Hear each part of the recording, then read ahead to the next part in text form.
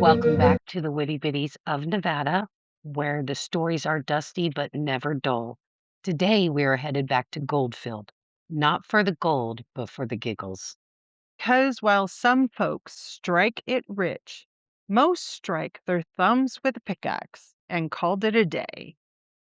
We're driving into the funniest mining mishaps, tall tales, and ghost town gags that prove Goldfield was Nevada's original sitcom set with dirt. Well, Murphy was the miner. Let's start with a classic. The miner who dropped his gold vial into the river spent 3 days trying to retrieve it, found a boot, a frog, and a very confused prospector named Earl. Like the Dixie Chick song? Earl's gotta die. Earl didn't find gold either, but he did find religion, said the frog who spoke to him. A frog that speaks. I think Yeah, he was drunk. he was probably drunk. Yeah. Another miner dropped his first nugget through the floorboards of a saloon. Never saw it again. Locals say it's still there, guarded by a ghost with a gambling debt. Goldfield miners had a saying, if it glitters, it's probably fool's gold or your last hope. I think it's fool's gold. I think so too.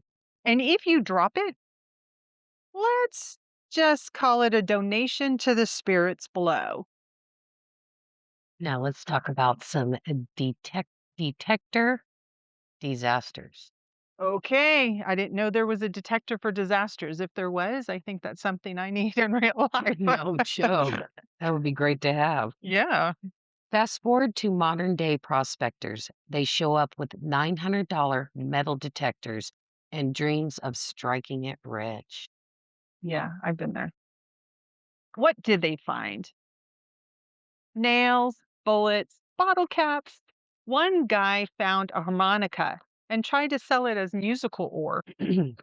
Another found a Civil War button and declared himself a time traveler. Okay, I think that was gold fever, I think so too. or more like heat stroke with optimism. A sunburn that screams, I believe in a brochure. Yeah. Okay, Heine, the blind miner. Now let's talk about Henry Heine Miller, Goldfield's blind miner. He mined by feel, intuition, and sheer stubbornness. Locals swore he had better luck than sighted miners. Some said he could smell gold. Others said he just had better aim with a shovel. I think it was maybe better aim.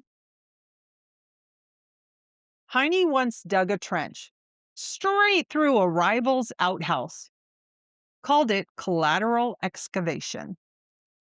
And he didn't find gold that day, but he did find a very angry man named Clyde. I think I would be angry too if my outhouse was dug through, but it could have been a new trench for the poop part of the outhouse.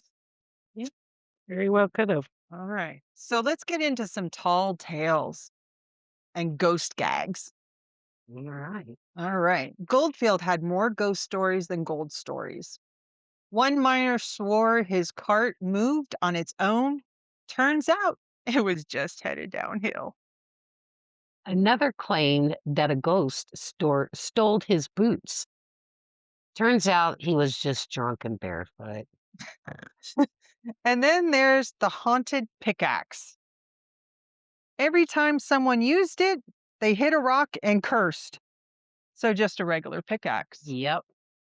Let's not forget the miner who tried to pan for gold in his bathtub, found a hairpin and a divorce notice. How does that work?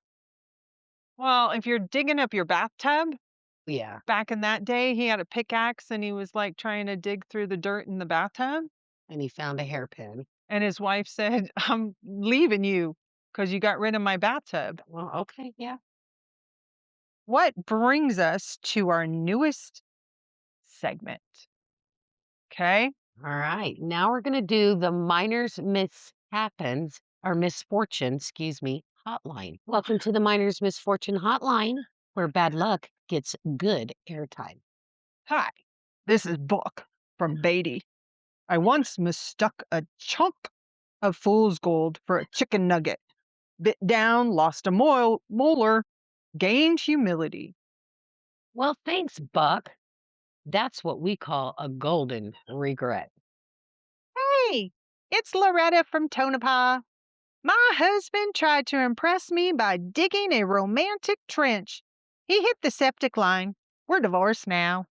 Loretta, you deserve diamonds, or at least plumbing. I think she deserves it. Yeah. I would have took indoor plumbing over diamonds Yeah. for sure. Goldfield miners may not have all found fortune, but they sure found punchlines. And if you've ever chased a dream and ended up with a rusty nail, you're in good company. Next time we're driving into Goldfield and Ghost. Got a funny mining story or a ghost gag? Send it our way. We might feature it. Thanks for listening to the Witty Bitties of Nevada, where the gold is real and the goat jokes are richer. And remember, if you're Gonna gonna, be a biddy. you got to be witty. Absolutely. Thank you.